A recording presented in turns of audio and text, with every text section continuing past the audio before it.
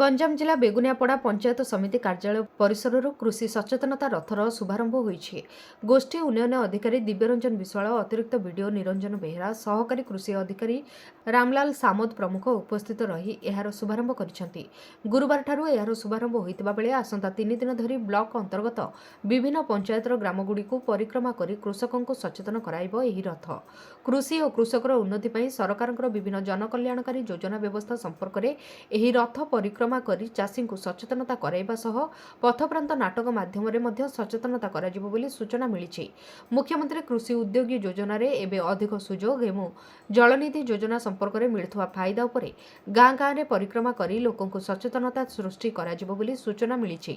ଉନ୍ନତ କୃଷି ଯନ୍ତ୍ରପାତି ବ୍ୟବହାର, ବୈଜ୍ଞାନିକ ପ୍ରଣାଳୀରେ ଚାଷ କାର୍ଯ୍ୟ କରିବା, ମୃତ୍ତିକା ପରୀକ୍ଷଣ କରି ଚାଷ କରିବା, ରାସାୟନିକ ସାରର ସଠିକ୍ ଉପଯୋଗ କରିବା ଆଦି ବିଷୟରେ ମଧ୍ୟ ସଚେତନତା କରାଯିବା ଉଦ୍ଦେଶ୍ୟରେ ଏହି ରଥ ପରିକ୍ରମା କରିବ ବୋଲି ସୂଚନା ମିଳିଛି।